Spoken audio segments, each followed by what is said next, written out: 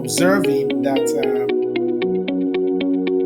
Hi there. So doing the bare minimum may be killing your relationship or your marriage, and yes, why? I'll use this illustration to buttress my point of what I'm about to explain. So imagine, right? You are employed as a contract staff in a company that you like. When people are employed as a contract staff, most of the time, for the first couple of months or however it is they do in that company, you are put on a probatory period. Management, leadership, they are watching you, your work ethic, your productivity level to decide whether they're going to take you off contract and make you a permanent staff or not. So, as a person who likes the job, and you really desire to stay, you want to stay at this job, right? What do you do? Um, you work longer hours. You work weekends when people don't want to. You take on projects that people are running away from.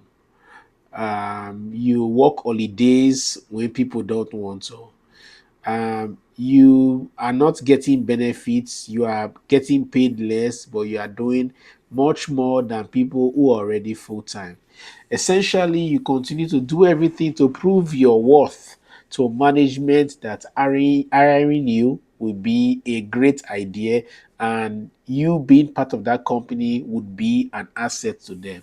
So you continue on this productivity spree until you are formally employed and you are now a full-time staff of this organization. But what tends to happen most times for a lot of people is that after they've been on this upward trajectory of productivity, when they get employed full time, right, their productivity begins to slow down or it gradually begins to plateau. Why? Initially, they had a point to prove. Initially, they were going over and beyond to show that hiring them is a great idea. Mission accomplished. They've been hired already, right? Their productivity plateaus. This very as illustration I just gave tends to happen a lot in most relationships and marriage. So whether as a man or as a woman, when you were wooing the woman, or as a woman when you were trying to get the attention of the man that you are dating now or you are now married to, many times you went over and beyond because your goal was to impress.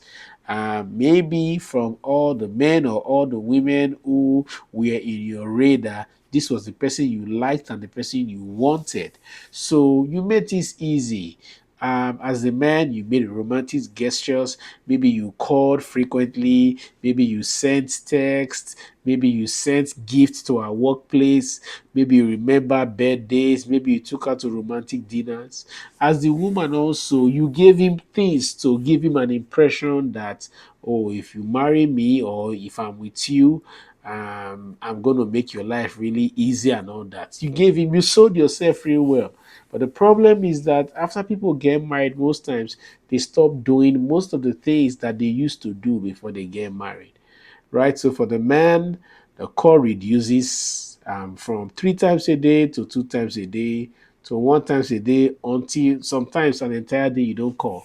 For the woman, you promised the man that you are going to give him 70 style in 7 seconds. Now you guys are married, and sometimes 3 weeks, 4 weeks, you are tired, no sex. 3 weeks, 4 weeks, you are tired. Oh, I'm tired. And tomorrow. These are some of the problems that cause problem. You need to continue to do what you have always done to get your marriage to be what it used to be.